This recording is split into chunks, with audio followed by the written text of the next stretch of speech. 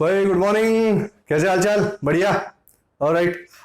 Thermodynamics का last time lecture number 2 किए थे, जिसमें primarily we dealt with molar specific heat.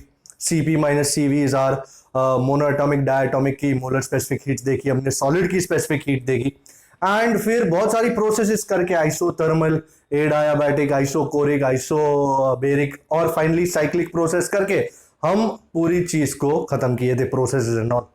Quasi static process भी देखा था, process which is nearly static, consist of all equilibrium states, वो भी देखा था। Today is the last part but not the least. Heat engine करेंगे आज, refrigerator करेंगे and finally the superstar Carnot engine करके इस चैप्टर को खत्म करेंगे। सो let's get to business. The first thing we are going to do is a heat engine. Now what is a heat engine? You might have seen it before. A basic idea is this: a device that takes heat energy from a source, from a hot source at higher temperature, and converts it into useful mechanical energy, into useful work, is a heat engine. Let me show you a basic, very basic sort of heat engine. ये एक container है। Heat engine का idea समझने के लिए इस चीज का होना मेरे हिसाब से जरूरी है। यहां से हीट एनर्जी ली जाएगी। दिस द कंटेनर और ये उसका लिड है, एंड लिड के साथ अंदर I have kept some working substance, you know, कोई गैस हो या कुछ मिक्सचर हो, ऐसा कुछ रखा है मैंने। This is the piston, and इस पिस्टन के साथ ये थोड़ा ज्यादा ही बड़ा व्हील हो गया, but I will make it short, I will make it small.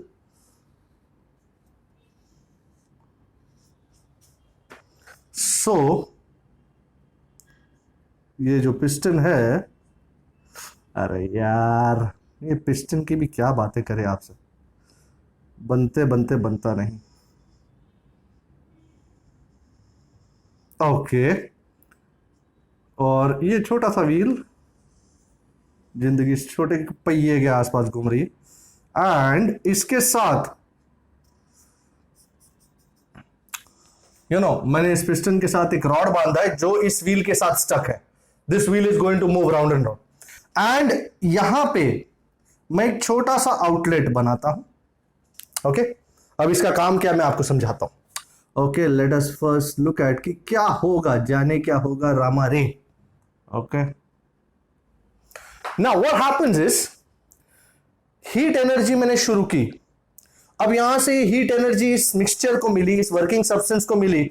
Don't you agree this working substance is going to expand, and इस एक्सपांड में ये जो डंडा है ये ऊपर जाएगा, एंड इसके साथ जो लगा हुआ ये है, now these are all fixed, तो ये इस तरह घूमेगा।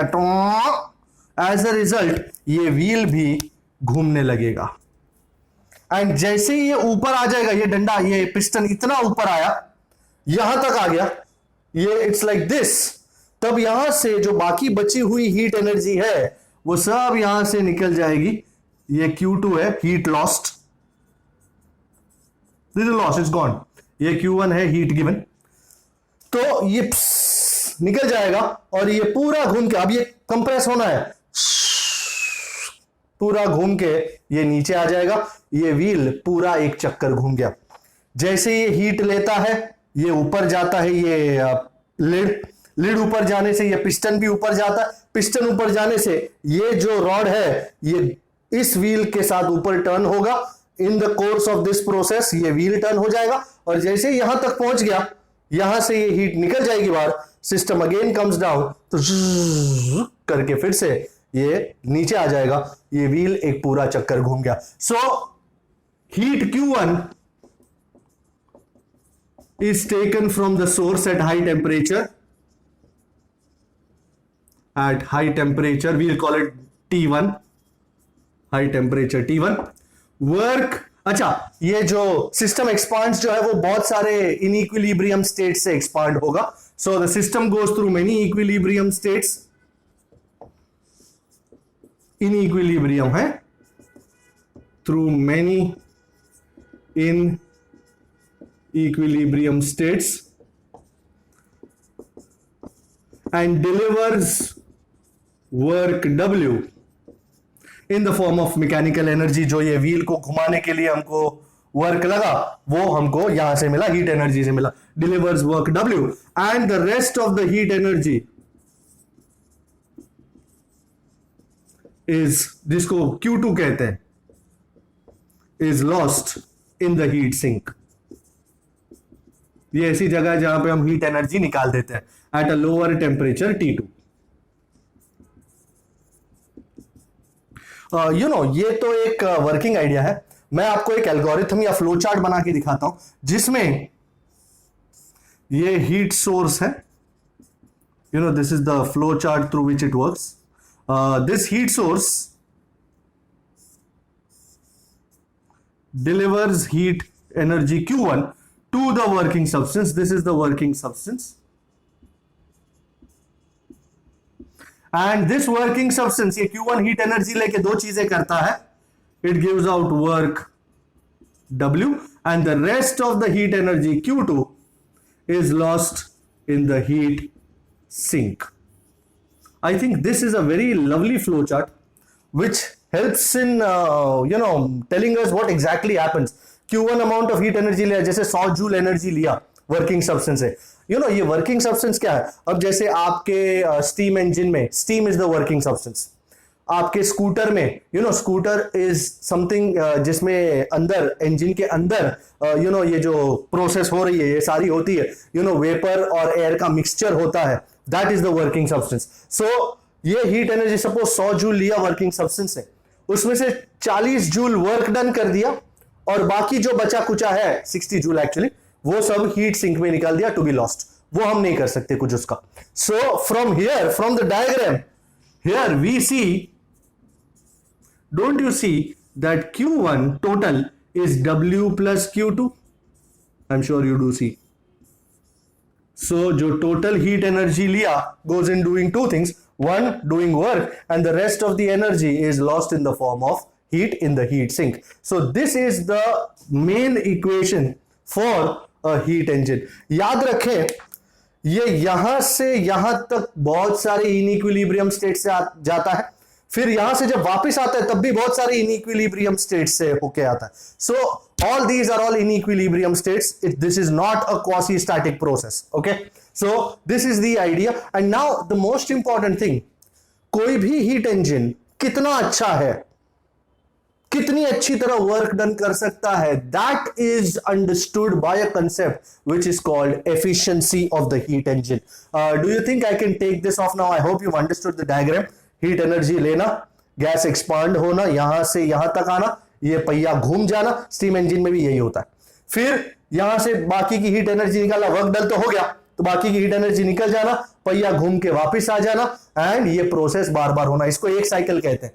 ये उठा, ये घूमा, हीट निकली, वापस आया, this is one whole cycle. Alright, so as I said हम एफिशिएंसी की तलाश में हैं।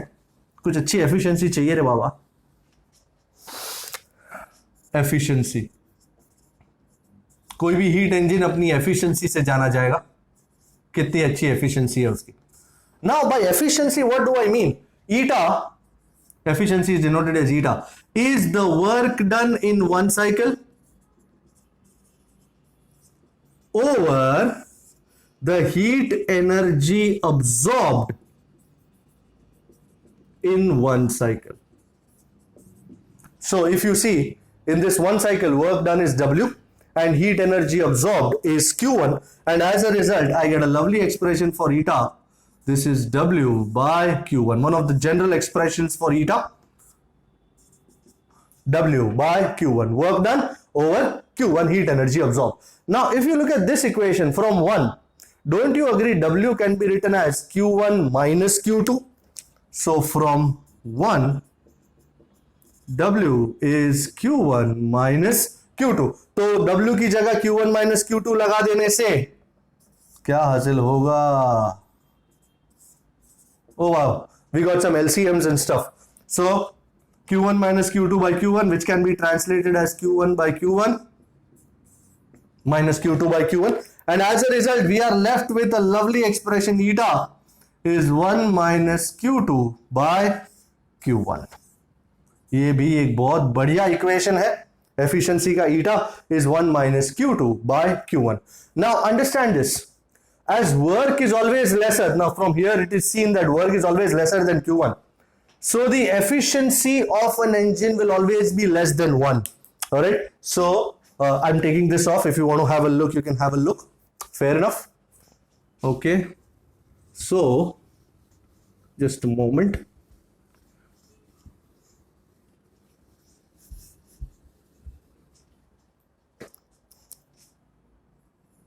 So as work done is always less than Q1, so the efficiency of a heat engine is always less than 1.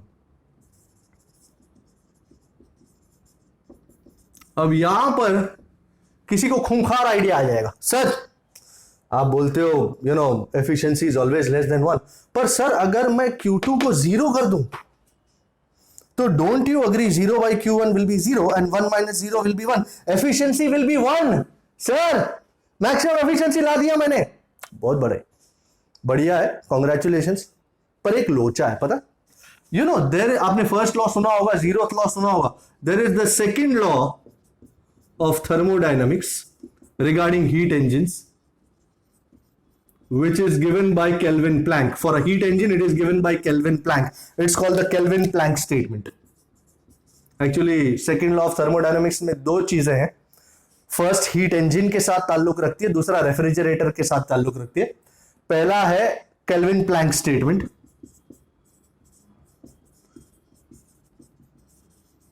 ये heat engine के साथ ताल्लुक रखता है और ये इस मैटर को समाप्त कर देता है. तुम्हारी जो बात है उसको समाप्त कर देता है कि वो ये कहता है कि there is no heat engine possible, there is no process possible in which तुम टोटल जितना भी हीट एनर्जी लिए वो सारा का सारा वर्क डन में कन्वर्ट कर लो. अर्थात सपोज तुम सोर्स से 10 जूल लिए, ये वर्किंग सब्सटेंस है, ये वर्क डन है और ये हीट लॉस्ट है. अगर तुम 10 जूल ले रहे हो तो थोड़ा इसमें जाएगा, लेटर से 4 जूल इसमें जाएगा, 6 जूल इसमें जाएगा. बराबर, ये हीट इंजन ऐसा कहता है. पर ऐसा कतई पॉसिबल नहीं है कि तुम 10 जूल जो लिया ना, 10 जूल का वर्क डन कर सको, यहां कुछ ना मिले. According to Kelvin Planck statement, you cannot convert all the heat energy taken from the source into useful work. ना, ऐसे बहुत सारे एक्सपेरिमेंट्स करके उन्होंने ये साबित किया है कि चाहे तुम कुछ भी कर लो, there is no process possible in which all the heat energy taken from the source can be converted into useful work without giving anything to the sink. नहीं, सिंक में तो हीट एनर्जी थोड़ी बहुत वेस्ट होगी. अर्थात कोई भी heat engine की एफिशिएंसी 1 हो सकती नहीं है. सो केल्विन प्लैंक का स्टेटमेंट ये हमको समझाता है कि no process is possible in a heat engine, in an engine in which all heat energy absorb can be converted. एकदम सरल बातों में बता देता हूं मैं. In which all heat energy absorbed from the source can be converted into work. और जो नहीं लिखा वो भी लिख रहा हूं, without giving anything, without losing any heat energy in the sink. Heat energy in the sink. So this was the Kelvin Planck statement, the second law of thermodynamics, which pertains to heat engines in particular. तो heat engine क्या था, एक बार फिर से, heat energy लेना source से high temperature पे, उसमें से थोड़ा वर्क डन करना, बाकी का हीट एनर्जी निकाल देना, सिस्टम को चला देना. That is what is your heat engine. और मैंने आपको दो टाइप के हीट इंजन बताए. एक तो EC engine, external combustion engine, external combustion engine which is like जिसमें बाहर होता है कंबशन, फर्नेस में होता है. शोले में स्टीम इंजन देखा होगा. एंड दूसरा है आईसी इंजन। ये इतना पूछ क्यों आ गया? इंटरनल कंबशन इंजन, जो तुम्हारे स्कूटर्स में, कार्स में एक्सेट्रा यूज होता है, car, scooter etcetera, these are your internal combustion engine, जिसमें इंजन के अंदर ये सारी प्रोसेस हो रही है, ये हीट एनर्जी लेना, वर्क डन करना, वो सब अंदर हो रहा है। That is your internal combustion engine. जहां इंजन के बाहर ये सब होता है फर्नेस में, that is called your external combustion engine. So this is all about heat engines. Let's move forward and let's do something converse, refrigerator or heat pump. All right, okay. अब ये refrigerator, sir मेरे घर में भी refrigerator, सबके घर में होता है, तो क्या ये यही रेफ्रिजरेटर है? हाँ, बिल्कुल यही रेफ्रिजरेटर। एंड आज मैं तुम्हारे साथ ऐसी ऐसी बातें शेयर करूंगा, you know, you might have opened a refrigerator 10 times in one day and thousands of times in your lifetime, but what you have failed to see, what you don't know, I will try to explain this today. So refrigerator or you can call it a heat pump. Sir ये दो नाम क्यों है? एक नाम से काम नहीं चला गया? दो अलग अलग नाम इसलिए क्योंकि प्रोसेस एक ही है, पर कभी कभी उसका उपयोग अलग तरीके से होता है। That is the prime reason why I have two names. बात वही है, don't worry about that. I will tell you the difference between refrigerator and heat pump also. So now what does it do? फिर से एक बार याद दिला दे, heat engine क्या करता था? सोर्स में से हीट एनर्जी लेता था ज्यादा, वो 10 जूल लिया सपोज, उसमें से 4 जूल का काम कर देता था, बाकी का 6 joule loss in the heat sink. Refrigerator क्या करता है? इसका उल्टा करता है। थोड़ी हीट एनर्जी कोल्ड रेजरवॉयर में से लेता है, सिंक जिसको तुम कहते हो लोअर टेम्परेचर पे, कोल्ड रेजरवॉयर में से लेता है, थोड़ा सा वर्क किया जाता है वर्किंग सब्सटेंस पे। याद रखें, इंजन में working substance does the work, so work is done by the system, here work is done on the system, and ये दोनों का मिलन, ज्यादा हीट एनर्जी हॉट रेजरवॉयर में दिया जाता है। Don't worry, I will explain. So this device takes heat energy from the cold reservoir at lower temperature,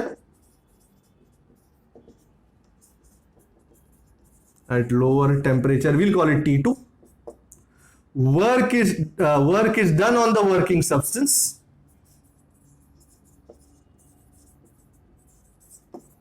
and a large amount of heat energy, इन दोनों का मिलन, actually amount of heat energy is given to the hot reservoir at higher temperature T1, sorry, लिखते लिखते कभी कभी अंदाजा नहीं आता क्या बोल रहे। Okay, let me give you a flow chart. Flow chart में बहुत बढ़िया अंदाजा आएगा। So this is your cold reservoir at temperature T2। यहां से हीट एनर्जी ली जाती है Q2 let's say, and this is given to the working substance. WS is not worksheet, it is working substance. Okay, and work is done on this working substance. ध्यान से देखें, पहले वाले case में working substance work कर रहा था, work बाहर दे रहा था, अब वर्क किया जा रहा है इसके ऊपर, and this is converted into higher energy which is given to the hot reservoir at higher temperature T1। जैसा अंदाजा तुमने उस फ्लो चार्ट में लगाया था, वैसा ही अंदाजा इस फ्लो चार्ट में लगा सकते हो। To be very frank, suppose 4 joule heat energy hot cold reservoir में से ली जा रही है, 3 जूल का वर्क किया जा रहा है, तो इन दोनों का मिलन 7 जूल, सही पकड़े, is given to the hot reservoir. So cold में से हीट एनर्जी लेना, थोड़ा सा वर्क करना और उसको हॉट रेजरवॉयर में ट्रांसफर कर देना, दे देना, निकाल देना, is the job of a refrigerator. Refrigerator, अब बात होती है रेफ्रिजरेटर की। अच्छा, मैं पहले इक्वेशन लिख दूं। From the diagram we see that यहां पे भी as a matter of fact ये दो इक्वेशंस काफी सिमिलर है इंजन में और हीट पंप में. Q2 plus W will be Q1. वहां पे भी यही था, बस यही एक सिमिलैरिटी है दोनों में कि Q1 is Q2 plus W same, बस बाकी कोई सिमिलैरिटी नहीं है.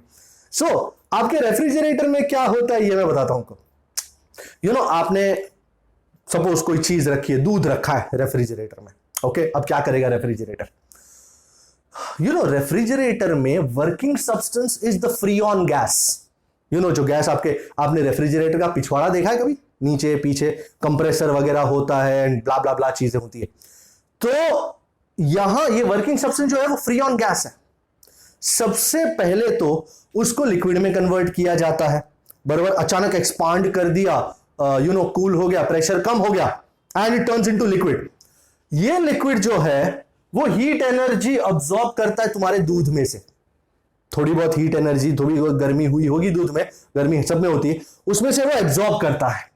सपोज 4 जूल एब्सॉर्ब करता है उसमें से, दूध में से. आपने दूध रखा है फ्रिज में, कंप्रेसर उस पे काम करता है इस गैस पे, एंड ये जो टोटल है, ये जितना हीट एनर्जी लिया दूध में से और जितना वर्क डन हुआ उस गैस पे, ये वो गैस बाहर सराउंडिंग्स में हाई एनर्जी निकाल देता है. सो आपने ये देखा, दूध में से ये एनर्जी खींचने लगा है, इसलिए धीरे धीरे आपका दूध जो है वो ठंडा होने लगेगा. ऑलराइट, सो चीजें ठंडी कैसी होती है रेफ्रिजरेटर में? क्योंकि वो फ्री ऑन गैस जो है, वो वर्किंग सब्सटेंस जो है वो लिक्विड फॉर्म में इसमें से हीट एनर्जी खींच रहा है.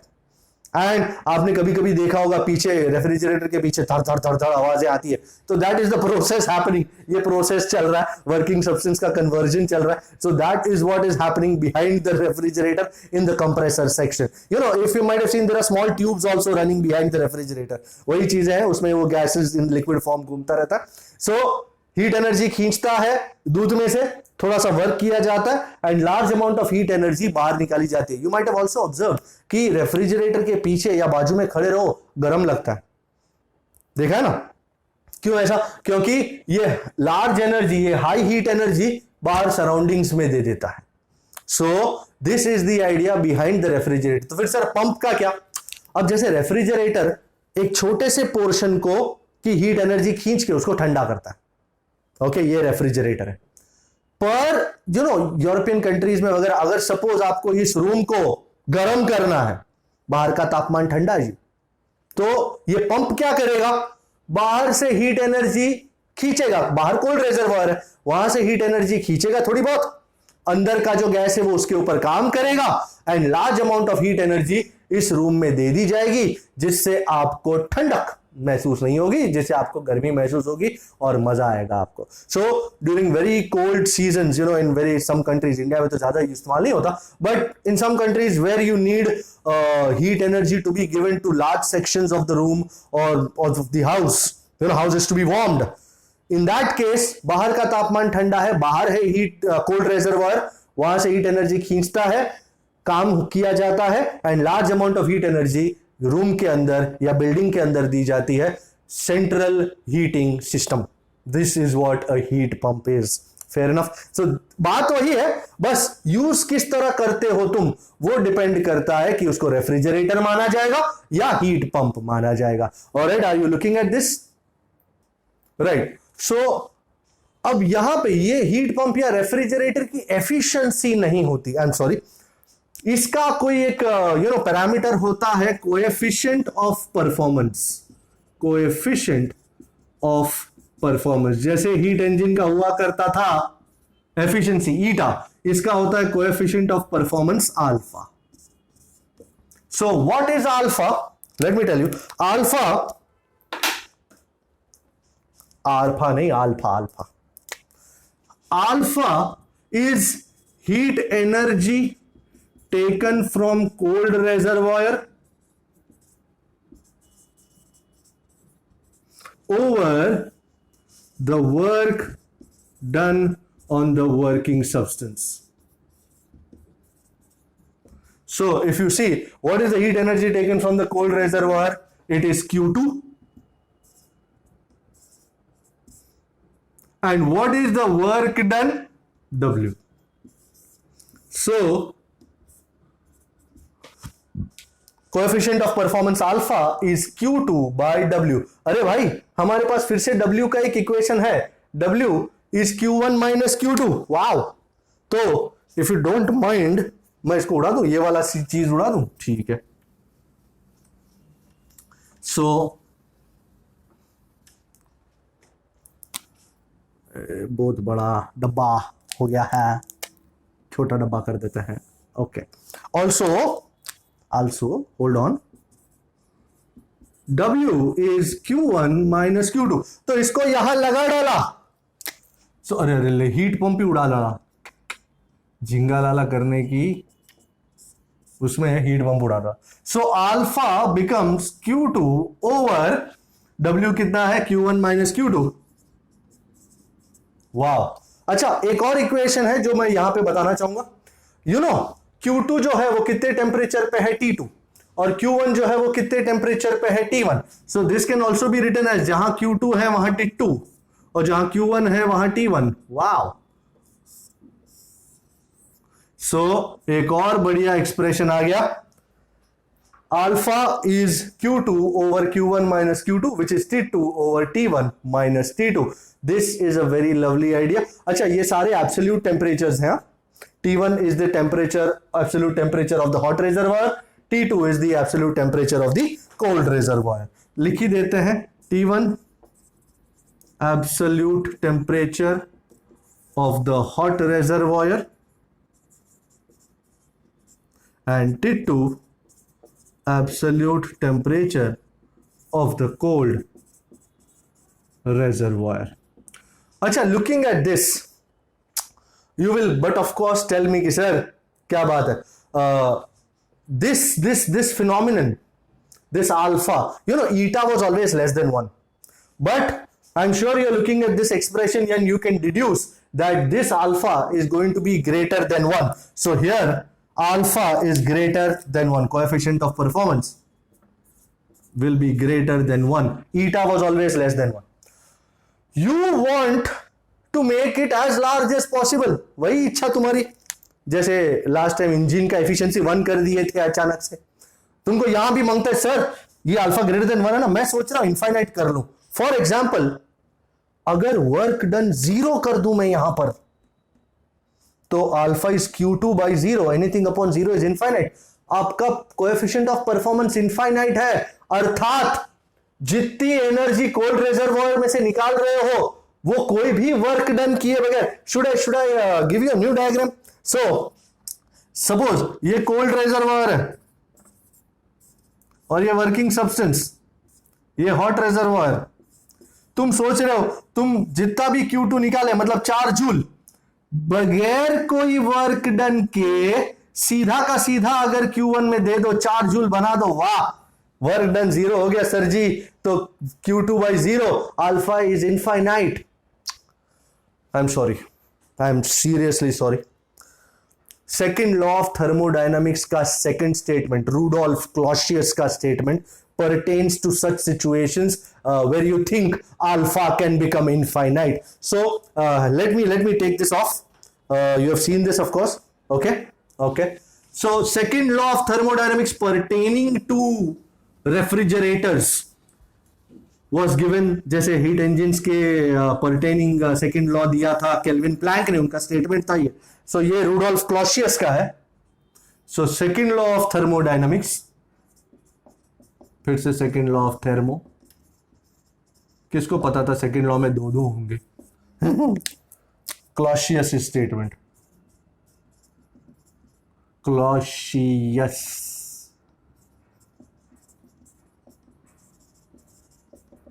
क्लॉसियस ने यह कहा कि ऐसा कोई प्रोसेस पॉसिबल नहीं है हीट पंप या रेफ्रिजरेटर में जिसमें जितनी भी एनर्जी कोल्ड रिजर्वॉयर में से निकालो वो सारी हॉट में ट्रांसफर हो without work being done. Sorry, in short, आप जितना जो भी निकालो कोल्ड में से उस पे वर्क तो करना ही पड़ेगा, तब जाके ये हॉट रिजर्वॉयर में देगा। ऐसे नहीं कि इसमें से निकाला इसमें दे दिया, ना मुन्ना, ये पॉसिबल नहीं है। So what did he say? No process is possible in a refrigerator or pump, refrigerator or heat pump, in which the heat energy absorbed from the cold reservoir is transferred to the hot reservoir. और जो नहीं बोला है वो मैं बता देता हूं, without any work being done, without doing any work. So this was what Clausius said regarding heat pump. Alright, कि ये पॉसिबल ही नहीं है. सो हमारे हिसाब से ये पॉसिबल नहीं है. Thus efficiency cannot become infinite. That is efficiency क्या? Coefficient of performance. That is coefficient of performance cannot become infinite. यहां पे अगर देखने जाओ तो अल्फा इंफिनिटी हो जाता था, which is not possible. So this is what is a heat refrigerator और a heat pump. Let's move on. And ये सारी चीजें, ये हीट इंजन हो या रेफ्रिजरेटर हो, ये दो स्टेजेस, दो टेम्परेचर्स के बीच काम करती हैं, T1 और T2. एंड जो भी प्रोसेसेस हो रही हैं वो सारी इनइक्विलिब्रियम स्टेट से पास हो रही है. So you know these processes are not quasi static. Now we would like to develop some sort of engine in which जिस स्टेज से शुरू किया, जिस सिस्टम का जिस स्टेज से शुरू किया, घूम करके हम वापस उसी स्टेट पे आ जाए. It should be a cyclic process, no doubt. Also जो भी स्टेट्स बीच में आए वो सारे इक्विलिब्रियम के स्टेट्स हों. एंड इस तरह का सिचुएशन मैं करना चाहता हूं. किस तरह होगा पता नहीं मुझे, वैसे फिलहाल पता नहीं, फिलहाल धीरे धीरे कहानी आगे बढ़ रही.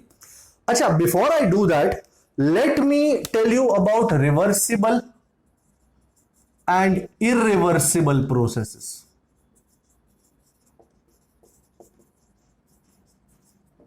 Okay. Now, what are reversible and irreversible processes? Okay. So, क्या होती है reversible और irreversible process? Let's take an example.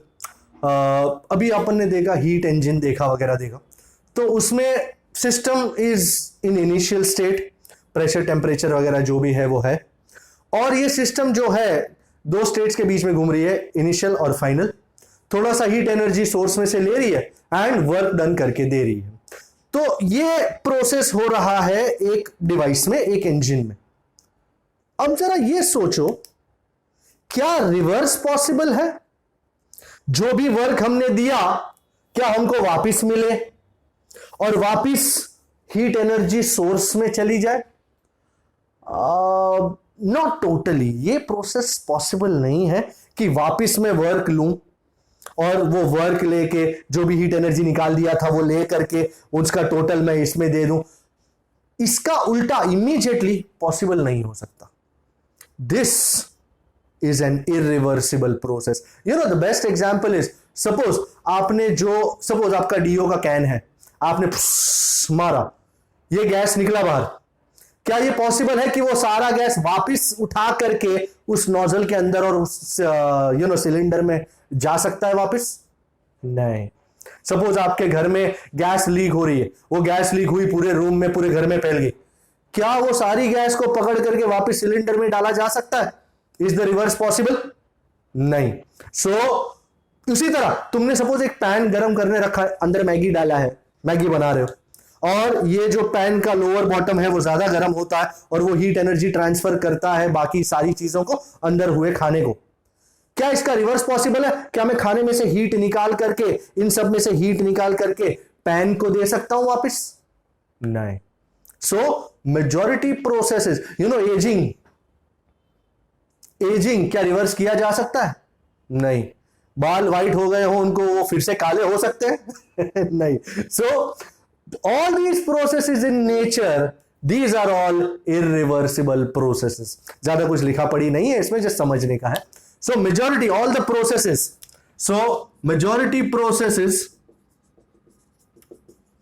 happening in the universe, processes are irreversible in nature. So ये irreversibility जो है, ये एक रूल है, ये कोई एक्सेप्शन नहीं है कि इसी केस में नहीं हो सकता बाकी के केसों में हो सकता है. नहीं, आप मेरे को कोई ऐसा केस बताओ जिसमें रिवर्सिबल पॉसिबल है, रिएक्शन सेम उल्टा करके मैं वापस वही इफेक्ट ला सकता हूं बाकी संसार में और कहीं भी कोई असर ना हो. ऐसा हो सकता है? नहीं, not on a total scale. तो सर द क्वेश्चन इज, ऐसा होता क्यों है? क्यों प्रोसेसेस रिवर्सिबल ना हो पाए? कि उल्टा कर दो वापस वही ले आओ, संसार में कोई असर नहीं. वो सिर्फ मूवीज में होता है जिसमें वो सारा वूप करके वापस अंदर घुस जाता है. in real life it is not possible. The reason are two. So why are reversible processes not possible? Reversible processes are not possible because there are two reasons, as I said. One, whenever a system goes from initial to final state, it passes through many inequilibrium states. बरोबर है? और वो सारे इनइक्विलिब्रियम states से पास होते होते जब वो दूसरे स्टेज पे जाता है, उस चीज का वापस इनइक्विलिब्रियम कर पाना मुश्किल ही नहीं, नामुमकिन होता है. So in going from one state to another,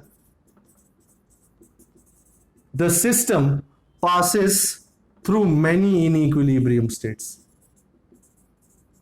which it is difficult to reverse. वापस गाड़ी वही स्टेशन पे आके रुके, ये पॉसिबल नहीं है, because it is not a quasi-static process, as I said. So it will go through many inequilibrium states. जहां से वापस आने पर वो स्टेट्स वापस नहीं आएंगे, कोई और ही स्टेट्स आ जाएंगे, तो ये तो रिवर्सिबल नहीं हुआ ना. Alright, so वही स्टेट वापस नहीं आए. So this is a first idea. Second, in going from one state to another, हम यहां पे कुछ चीजों को डिसरिगार्ड कर रहे हैं. जैसे अगर तुम देखो, बहुत सारी चीजों में फ्रिक्शन होता है, विस्कोसिटी होती है, डिसिपेटिव इफेक्ट्स होते हैं. जैसे फॉर एग्जाम्पल, तुमने सपोज ये बुक रखी है, तुमने धार करके ऊपर से उठा करके ये बुक छोड़ दी, जमीन पे गिरी, टेबल पे, वो सारी पोटेंशियल एनर्जी की काइनेटिक एनर्जी बनी, काइनेटिक एनर्जी ट्रांसफर हुई टेबल को, और टेबल के पार्टिकल्स में इंटरनल एनर्जी आ गई. Do you agree? अगर सपोज मैं ये पेन ऊपर से छोड़ता हूं टेबल पे, धाड़, ये ऊपर मेरे पास क्या आती? Potential energy. नीचे आते आते ये क्या बन गई? Kinetic energy. और जैसे ही यहां हाथ को टच किया, ये सारी काइनेटिक एनर्जी हाथ में फैल गई इंटरनल एनर्जी बनके, और मेरे हाथ के मॉलिक्यूल्स का टेम्परेचर बढ़ गया. इसका क्या उल्टा पॉसिबल है? क्या हाथ के सारे मॉलिक्यूल्स अपनी एनर्जी इस पेन को दें, जिसकी वजह से ये पेन टुक करके ऊपर आ जाए? सोचा कभी? नहीं? क्या बता रहा हूं, समझ में आया आपको? फॉर एग्जाम्पल, ये पेन मैंने ऊपर रखी है at a height of 1 foot, और यहां से छोड़ू तो इसमें फिलहाल पोटेंशियल एनर्जी है, which when it comes down will convert to kinetic energy, and this kinetic energy when it touches my hand, ये kinetic energy मिलती है मेरे हाथ के मॉलिक्यूल्स को, ड्यू टू विच उनकी इंटरनल एनर्जी बढ़ती है, उनका टेम्परेचर बढ़ता है. Very well. अगर ये प्रोसेस रिवर्सिबल समझो, तो ये सारी जो इंटरनल एनर्जी मेरे हाथ के मॉलिक्यूल्स को मिली, वो सारी वापस इस पेन में आए और इस पेन को काइनेटिक एनर्जी दे, जिससे ये पेन उतनी ही हाइट पे फिर से उछल जाए. ये पॉसिबल है? नहीं है. सो ऐसी बहुत सारी चीजें पॉसिबल नहीं होती. So secondly, there are forces, there are effects, dissipative forces like friction, viscosity, etc., which cause a loss of energy, which cause some loss of energy. We have always studied, you cannot avoid friction, you can only tend to minimize it. So we cannot avoid these dissipative forces, friction, viscosity, etc. We can only try to minimize them. These forces cannot be avoided. They can only be reduced.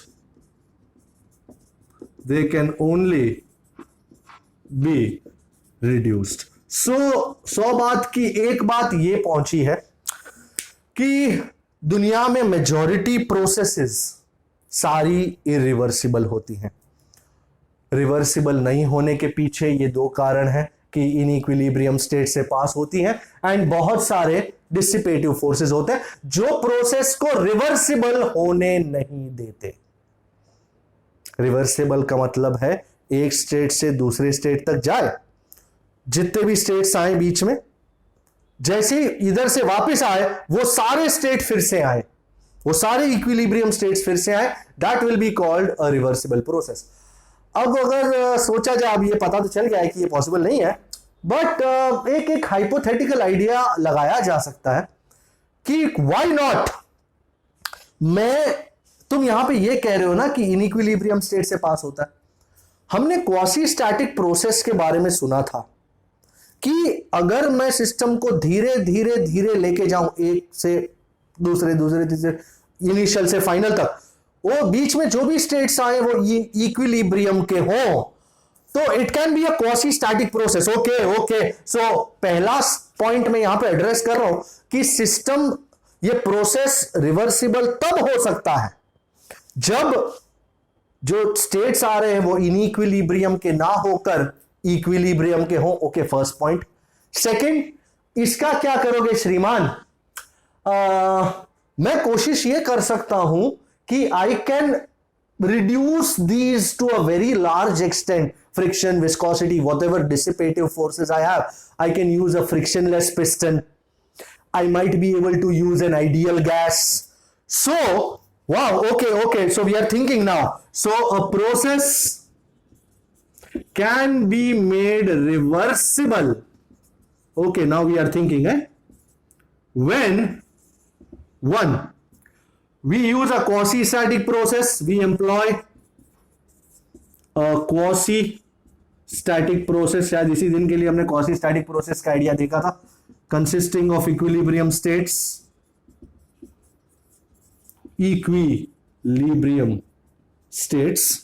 And secondly, we reduce dissipative effects like using an ideal gas, using a frictionless container, frictionless piston. तो ऐसा सब करके we can make a process reversible.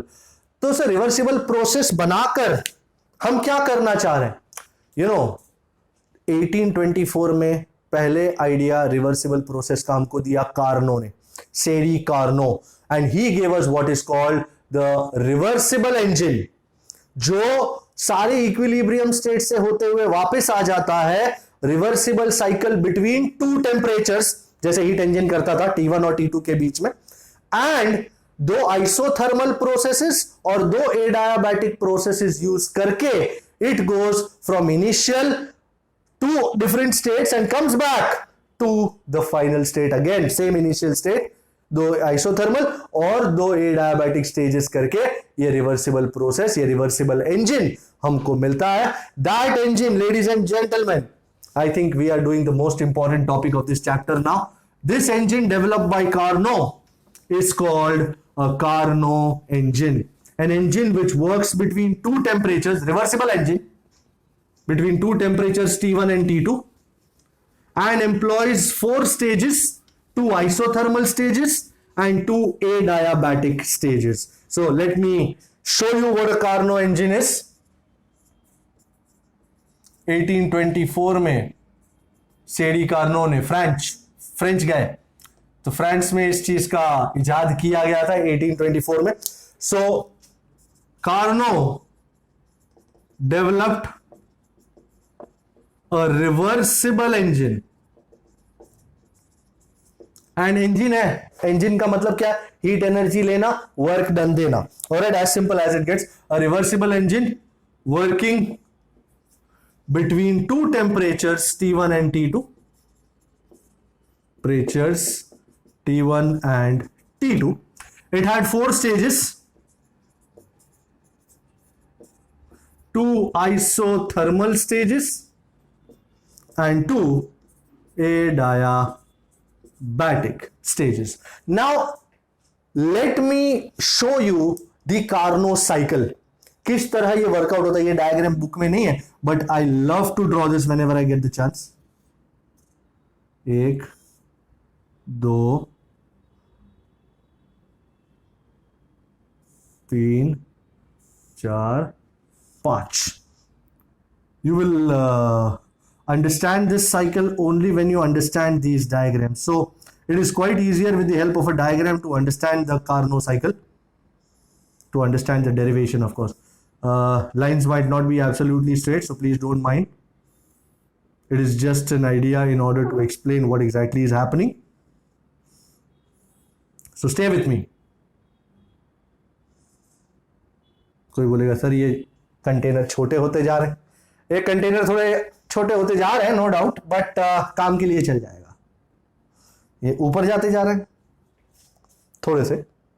Okay, doesn't matter, may be it does, but शायद ऊपर बनाता तो अच्छा होता. अच्छा, अब ये 5 चीजें क्या है.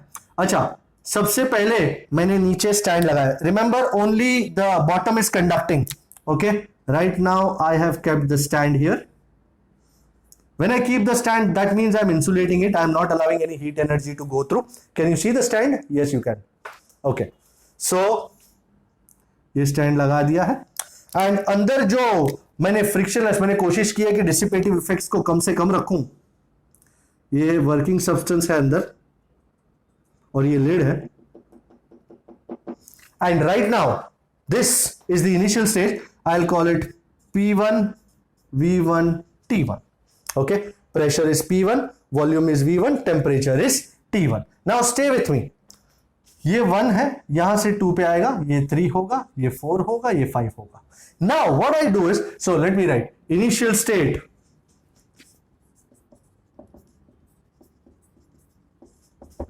is P1, V1, T1. Okay, now what I'll do, मैं stand हटा के अब इसको हीट सोर्स लगाऊंगा. सोर्स जो इसको हीट एनर्जी देगा. And this step from 1 to 2 will be isothermal expansion. System takes heat energy and does work. So isothermally it will expand. Remember, it's an isothermal expansion. Isothermal मतलब temperature constant होता है, तो T1 will remain T1 और यहां पे आ जाएगा P2 with 2 T1. So step 1 to 2, this is iso. I hope you're writing this in your book, please. Isothermal expansion, because there will be a certain lack of space जिसके बाद हमको चीजें उड़ानी पड़ेंगी. Isothermal expansion, heat source is kept, system takes heat energy Q1 and does work. Work is done by the system. Expand हुई है ना, तो done by the system. So जो भी तुम्हारा वर्क हुआ, जो वर्क सिस्टम ने किया, work 1 to 2, and because it's an isothermal process, all the heat energy taken will be goes in doing useful work. So work from 1 to 2, which is Q1, heat energy taken, is mu r T1. मैं ये लिखना भूल गया. System goes from P1 V1 T1 to P2 V2 T1. System goes, पहले लिखना चाहिए था मुझे, P1 V1 T1 से P2 V2 T1. याद रहे, isothermal में PV is constant. Okay, I'm not writing that right now because it's not required. Work 1 to 2 is Q1 is mu r T1, natural log final volume over initial volume, V2 by V1. This is my equation number 1. अब जितना खाना था खा लिया, अब पचाने का time आया है. सो मैं हीट सोर्स फिर से निकाल के फिर से एक इंसुलेटिंग स्टैंड लगा देता हूं. I will now allow the system to digest all the heat energy that is being taken and to expand further, and as a result system goes from P2 V2 T1. now this will be adiabatic expansion because stand लगा दिया है, ये ना कुछ ले रहा है ना कुछ दे रहा है, so it will go to P3 V3 T2. did you notice all three parameters are changing? P2 V2 T1 से P3 V3 T2. so this is step 2 to 3, which as you guessed correctly is adiabatic expansion. System goes from P2 V2 T1 to P3 V3 T2. So we put the stand now, and system expands adiabatically. and हमने last lecture में adiabatic process में work done कितना होता है? Work done by the system, क्योंकि expansion है तो work is done by the system and it is,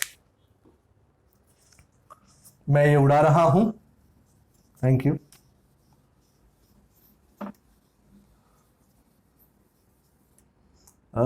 मैं ये 1 2 3 4 जो है वो नीचे लिखने की कोशिश कर रहा हूं. इतना नीचे आ रहा है. Can you see this much? या 1 2 3, फिर ये 4 और ये 5 हो जाएगा. Okay, so work done by the system. भाई वर्क 2 to 3 एडियाबैटिक प्रोसेस का वर्क डन याद है आपको? P1 V1 minus P2 V2 over gamma minus 1, या mu R T1 minus T2 over gamma minus 1. And positive है तो mu R initial minus final. Initial कितना है T1, फाइनल कितना है T2 over gamma minus 1. well it will be required to write these in the notebook please, because I will rub them now. अब जितना लेना था ले लिया, जितना पचाना था पचा लिया, अब बाहर निकालना तो पड़ेगा ना सिंक में. सो अब मैं लगा देता हूं heat sink. This is a very lovely diagram. मेरे को इसमें से ये डायग्राम से जितना समझ में आया उतना तो ये सब पढ़ के भी नहीं है. सो अब कंप्रेशन होगा. So step 3 to 4 this will be iso, क्योंकि मैंने सिंक लगाया, isothermal compression. System goes from P3 V3 T2 to P4 V4 T2. remember temperature is constant, so system goes to P4 V4 T2 and we put a heat sink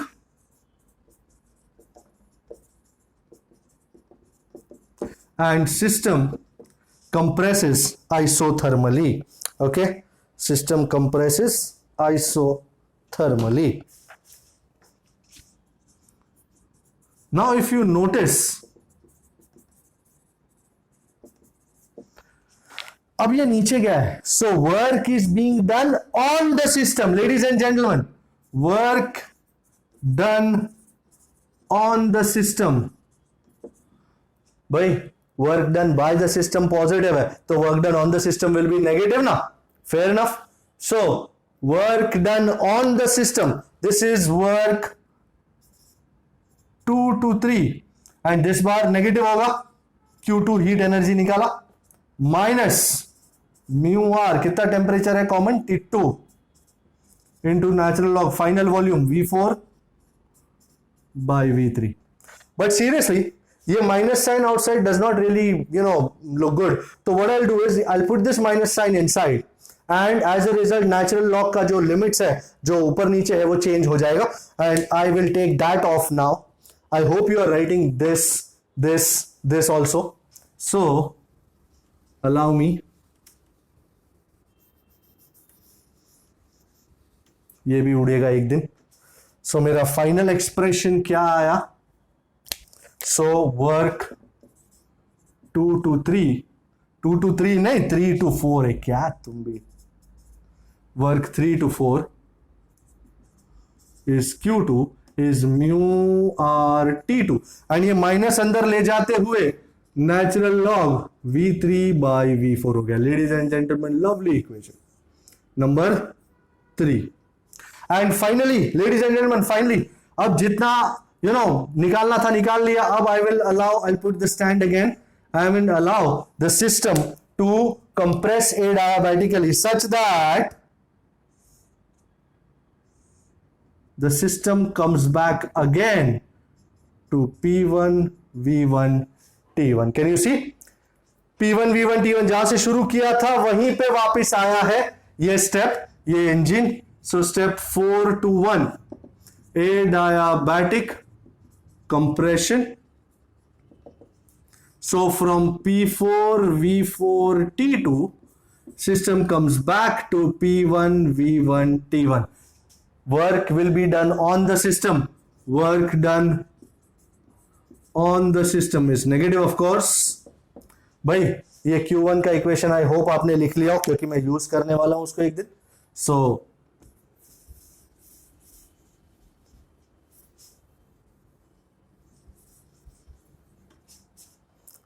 what does your work done on the system become?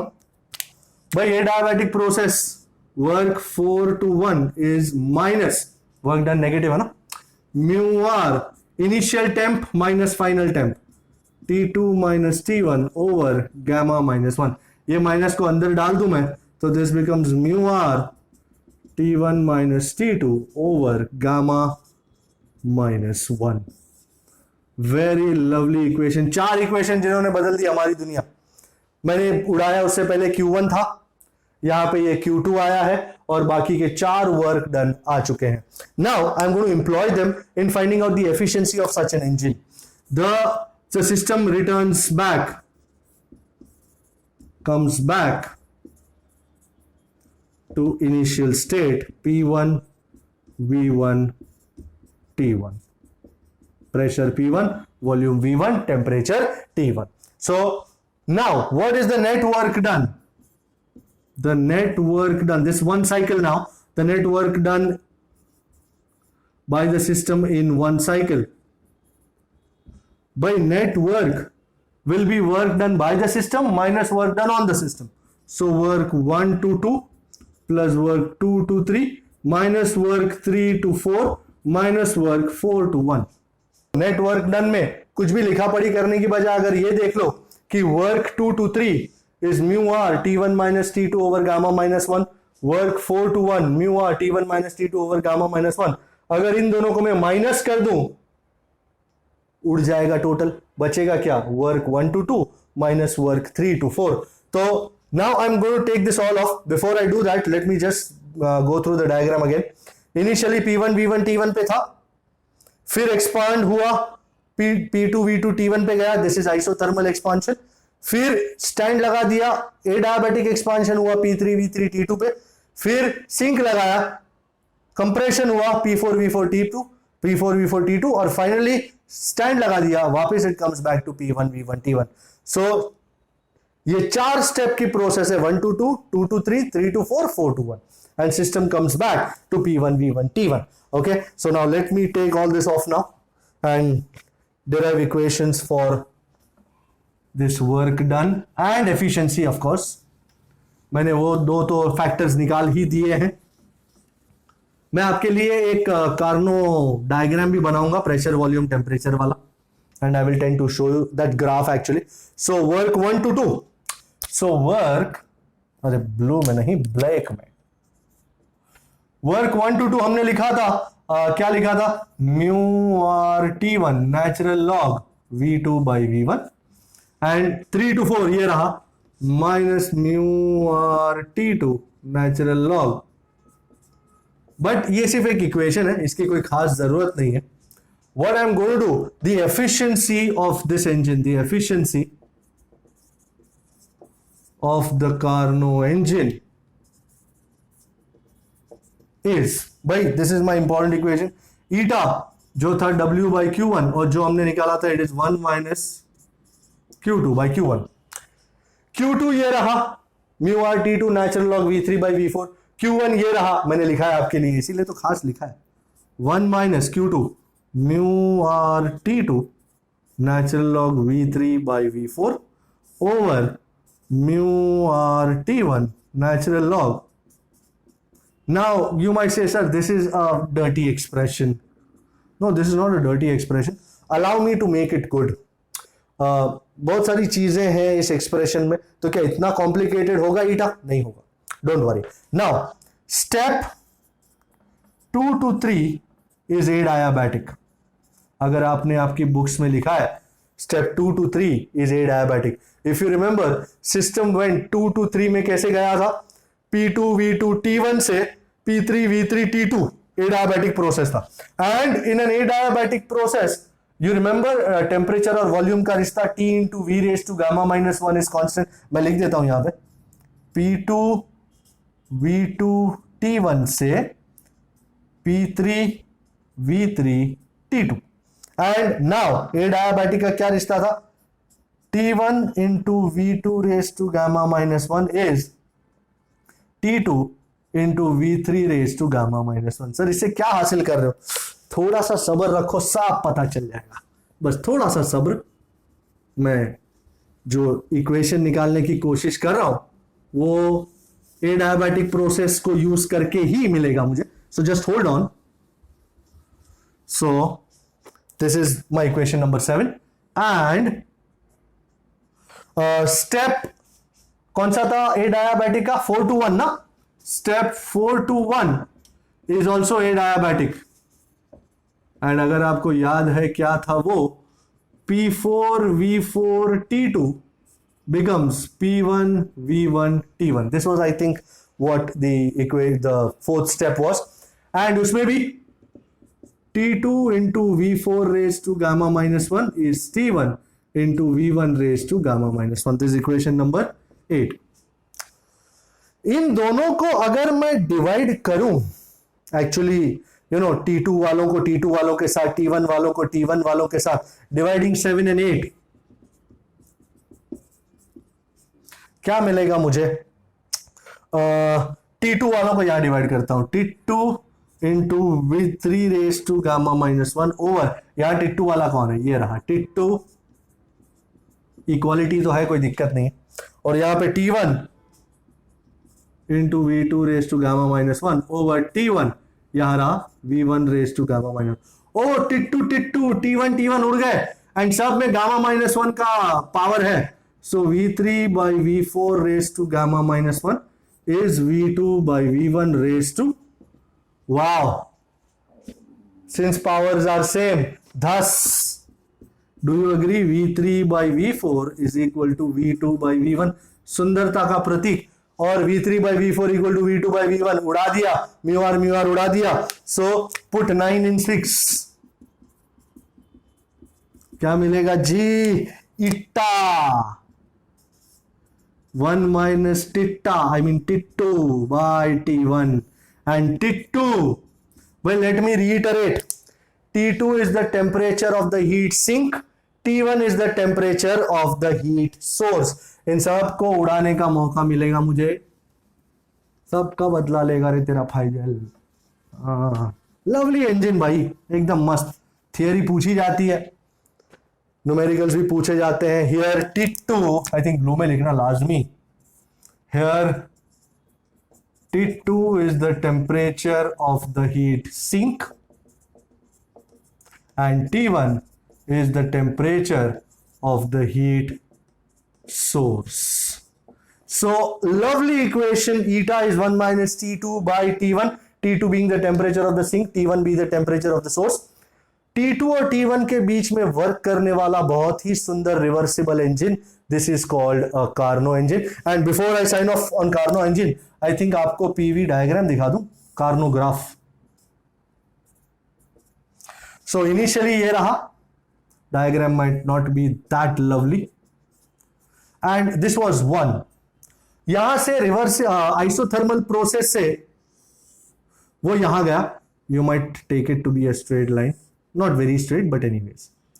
This was P2 with 2 T1 and ये isothermal stage था. एंड थोड़ा सा बड़ा कर दिया, and अब adiabatic expansion से थोड़ा अच्छा करो यार, हाँ ये 3 है, P3V3T2, this is adiabatic expansion.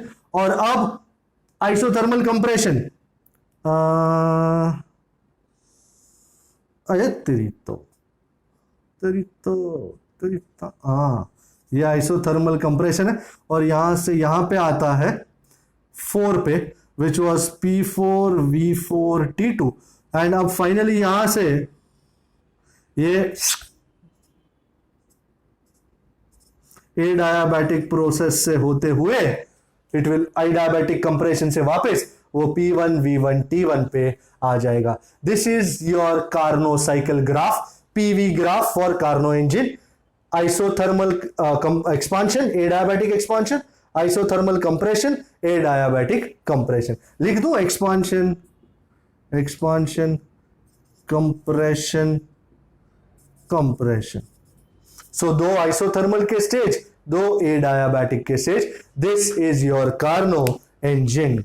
All right. Couple of numericals on the line. The first thing I'm trying to do is numerical 12.7. Quite easy numericals. ये heat engine पे है numerical. A steam engine delivers 5.4 into 10 raised to 8 joule of work per minute. 5.4 into 10 raised to 8 joule per minute. And services 3.6 into 10 raised to 9 joule of heat per minute from its boiler. मतलब लेता है 3.6 into 10 raised to 9 joule per minute. अब ये 10 raised to 8 है, ये 10 raised to 9 है, याद रखिएगा. What is the efficiency of the engine? Okay. And how much heat is wasted per minute? Q2 चाहिए. एकदम लवली चीज है. For a heat engine,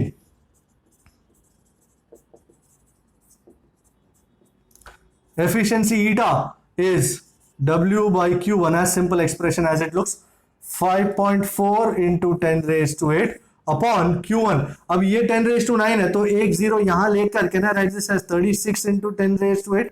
Okay, 10 raised to 8, 10 raised to 8 cut. I think efficiency percentage में दी हुई है. They want us to find in percentage, so multiply by 100.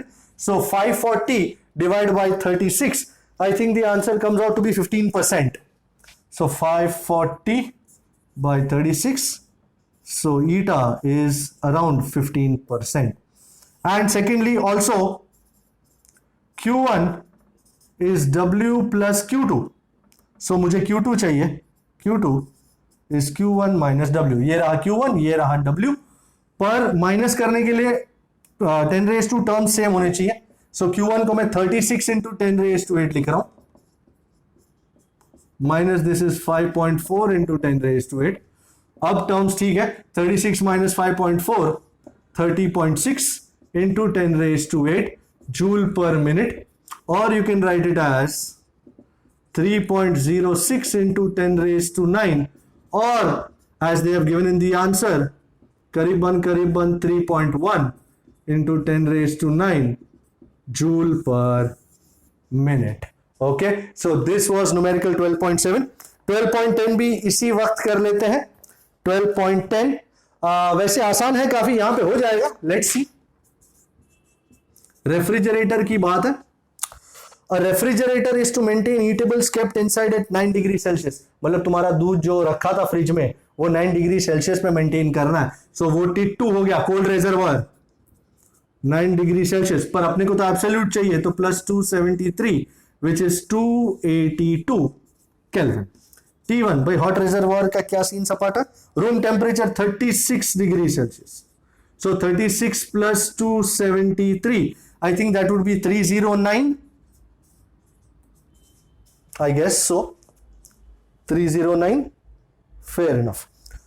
Now, what do they want us to find? Want to find coefficient of performance alpha. Oh, coefficient of performance. Well, I seriously hope आपको ये equation याद हो.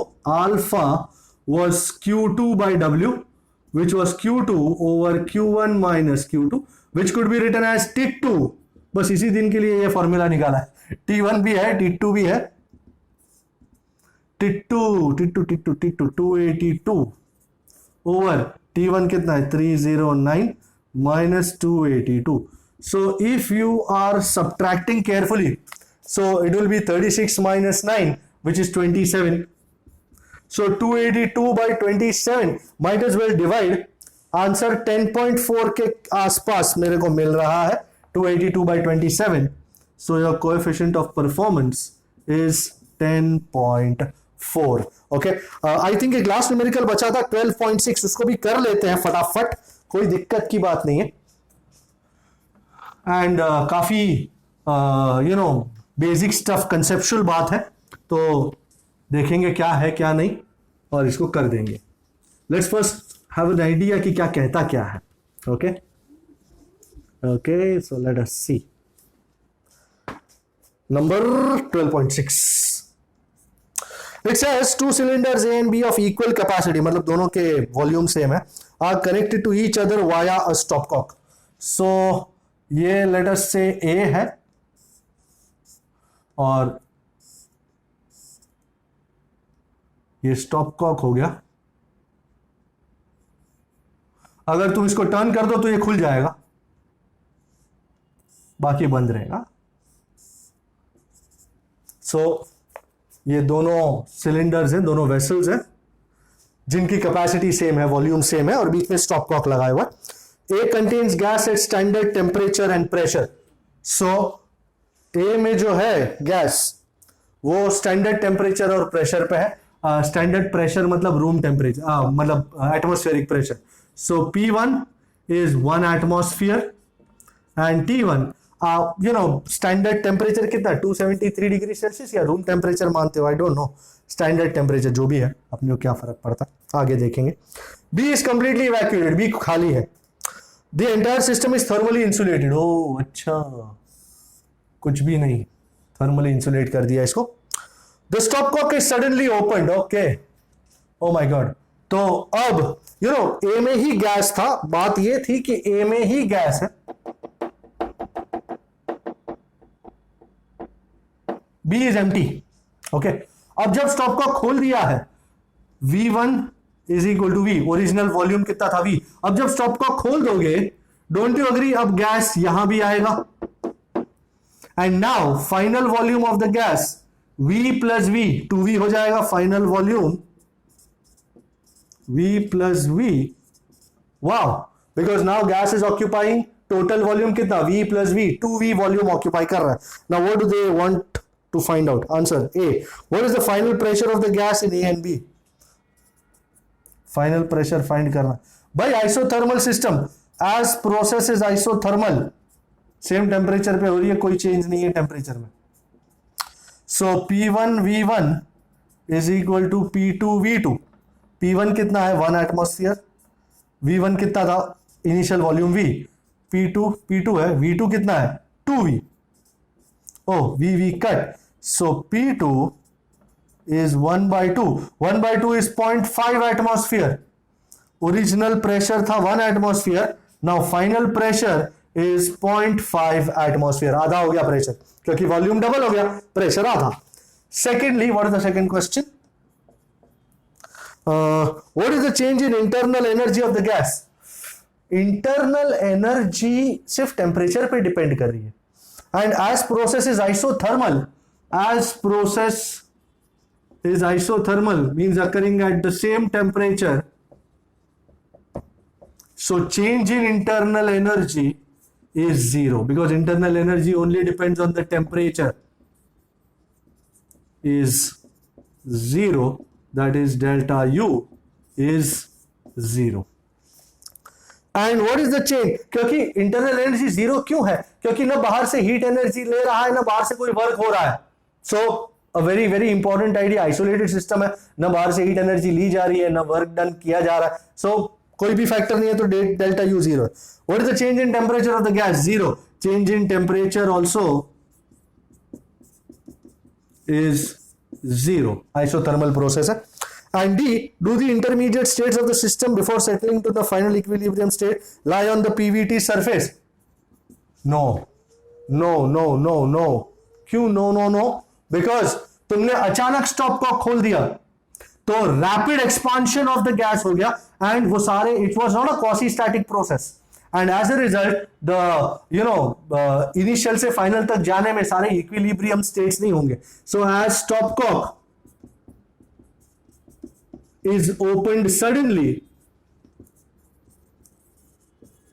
so the intermediate states will not be equilibrium states, will not be equilibrium states because the process is not quasi static. Okay, they will not lie on the PVT surface. So this was the idea about numerical 12.6. Right. The last part of this chapter is what is called the Carnot theorem. Now, what does the Carnot theorem state? It states 2 points. It states that 1. Any engine that operates between temperatures T1 and T2, जैसे Carnot engine करता था, no engine can have an efficiency more than the Carnot engine. So, the Carnot engine has maximum efficiency as compared to all other engines. Maximum efficiency, more efficiency than all other engines operating between T1 and T2. Than all engines operating between temperatures T1 and T2. And secondly, it does not matter to the Carnot engine कि आप उसमें working substance क्या डालते हो. So the efficiency does not depend of Carnot engine does not depend on the type of working substance. On the type of working substance. Now theorem के दो फंडे तो बता दिए कि वो क्या प्रूव करना चाहता है, बट अब अपने को ये चीज प्रूव भी करनी है. ऐसे थोड़ी बोल दिया तो ले लिया, हमको इसको प्रूव भी तो करना पड़ेगा. ओके, तो एक काम करते हैं, इसका छोटा सा एक प्रूफ जो टेक्स्ट बुक में दिया है वो मैं आपको बताता हूं क्या कहना चाहता है. वो थोड़ा सा लैंग्वेज में इधर उधर है, मुझे भी समझने में काफी टाइम लगा. तो let's try to understand in the pure language. So consider 2 engines. And irreversible, जो तुम्हारा हीट इंजन था वैसा एक इंजन पकड़ते हैं, इरिवर्सिबल हीट इंजन जिसे हम आई कहते हैं, and a reversible Carnot engine R. मेरे पास 2 टाइप की चीजें हैं, एक तो इरिवर्सिबल हीट इंजन आई है, दूसरा रिवर्सिबल कार्नो इंजन है, और मैं इस तरह उनसे वर्क करवाना चाहता हूं. ये मेरा इंजन आई, ये अपना हीट सोर्स,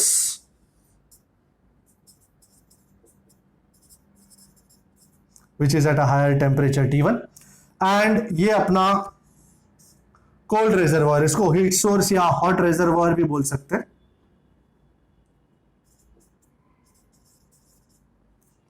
एंड इसको अपना कोल्ड रिजर्वॉयर कहते हैं, विच इज एट T2.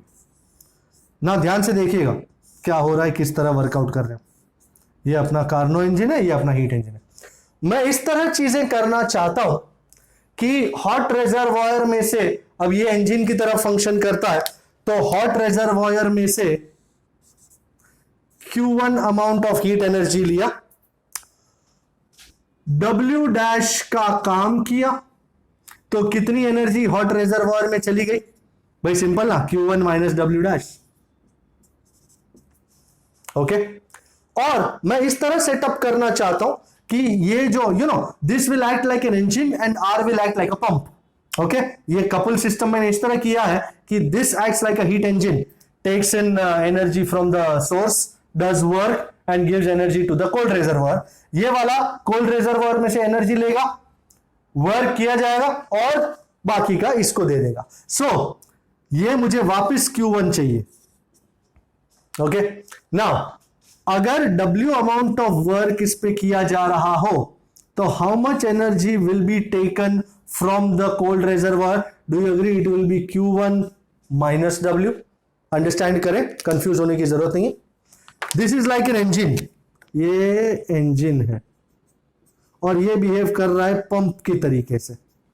इसने Q1 एनर्जी ली, W डैश काम किया एंड बाकी की बची हुई Q1 minus W dash cold reservoir में दे दी. इसने Q1 माइनस W ली कोल्ड रिजर्वायर में से, वर्क डन हुआ उसके ऊपर W एंड बाकी जो एनर्जी थी इन दोनों का total Q1 minus W plus W, W cut, Q1 hot reservoir में वापस आ गई. ओके, साइकिल कंप्लीट हुई. नाउ सो ठीक है, ये समझ में आ गया. सर आगे क्या चाहते क्या हो? मैं यहां पे इसकी और इसकी एफिशिएंसी कंपेयर करना चाहता हूं. सो लेट, तुम ये कहते हो ना कि हमने यहां पे कार्नो थ्योरम में क्या बेसिक स्ट्रेंथ बताई थी कि कार्नो की एफिशिएंसी सबसे ज्यादा है कोई भी इंजन से. अच्छा, मैं यहां पे एक प्रीमाइस ले रहा हूं. लेट इसकी efficiency Ni greater than efficiency of R. ध्यान से, एफिशिएंसी का इक्वेशन याद है, वर्क बाय हीट अब्सॉर्ब्ड. तो I कितना वर्क डन कर रहा है, W डैश कितनी हीट अब्सॉर्ब कर रहा है, Q1. So W by Q1, W dash by Q1 has to be greater than, इस पे कितना वर्क हो रहा है W और कितनी एनर्जी है ये Q1. सो अगर इसको इंजन की तरह पकड़े तो सो W by Q1. ओ Q1 कट होने से don't you agree W dash greater than W? हाँ ओके. एंड दस ये W dash greater than W है. So don't you also agree that Q1 minus W will be greater than Q1 minus W dash. Sir कहां से लाए sir, क्या sir, ये कहां से उठाया नहीं रे. सपोज W डैश जो है वो 5 है, W जो है वो 3 है और Q1 जो है वो 10 है. कौन बड़ा होगा, Q1 10 माइनस 5 या 10 माइनस 3? 10 माइनस 3 बड़ा होगा ना, है ना. सो W छोटा है, W डैश बड़ा है. तो Q1, जैसे Q1 को सपोज कर लो 10 है, W कितना है 3 और ये Q1 10 माइनस W डैश कितना है 5. तो ये कितना हुआ, ये 7 हुआ ना, ये 5 हुआ. तो 7 बड़ा है ना 5 से, बराबर. तो मैंने प्रूव करके भी दिखा दिया कि Q1 minus W is greater than Q1 minus W dash. हाँ सर प्रूफ तो कर दिया, पर इससे फायदा क्या होगा भाई? फायदा सबसे इंपॉर्टेंट मैं आपको यही दिखाना चाह रहा हूं. अब ये बातें जो है वो थोड़ी कॉम्प्लिकेटेड है बट समझने में काफी आसान है. सो अगर मैं इसको एक सिस्टम पकड़ू, कपल्ड IR सिस्टम. सो ध्यान से देखना, अब ये क्रक्स है डायग्राम का. So this is a coupled IR system. ये कोल्ड रेजर्वॉयर में से कितनी एनर्जी लेता है? याद रखना Q1 minus W greater than Q1 minus W dash. तो कोल्ड रेजर्वॉयर में से it takes energy taken by IR system, मैं अभी फाइंड आउट करता हूं, from cold reservoir is Q1 minus W minus Q1 minus W dash. देखो ये Q1 minus W और ये Q1 माइनस W डैश, ये दे रहा था, ये ले रहा था. तो नेट कितनी ली, Q1 minus W minus Q1 minus W dash. तो Q1 cut minus W minus minus W dash. So कितनी ले रहा है ये, W dash minus W. And कितना ये वर्क डन दे रहा है, ये वर्क डन करना पड़ रहा है. कितना वर्क डन हो रहा है, W dash minus W. And hot reservoir को क्या मिल रहा है, कुछ नहीं. जितना हीट एनर्जी कोल्ड रेजर्वॉयर में से ले रहा है W डैश माइनस W, वो सारे का काम दे रहा है बगैर हॉट रेजर्वॉयर में कुछ भी दिए. भाई सेकंड लॉ ऑफ थर्मोडायनामिक्स ये कहता है कि ऐसा पॉसिबल ही नहीं है कि जितना ले लो वो सबका काम कर लो. पॉसिबल ही नहीं है। तो क्या ये टाइप का सिस्टम पॉसिबल है? नहीं। तो हमने जो बेसिक प्रेमाइस उठाया था कि efficiency of I greater than efficiency of R has to be wrong, ये गलत होगा। So here and work done मैं लिख दूं is W dash minus W. So all the heat energy taken from the cold reservoir goes in doing useful work. Let me write that much. So all the energy, thus that is all heat energy taken from cold reservoir, which is W dash minus W, goes in doing useful work. कोई change ही नहीं है, which is W dash minus W, without giving any energy to hot reservoir. Now this is in violation of the second law of thermodynamics, of the second law. So our basic idea, so Ni greater than Nr is wrong. मतलब कोई भी engine की efficiency Karnaugh engine से ज्यादा हो नहीं सकती। So that means no engine can have efficiency greater than the Carnot engine working between T1 and T2.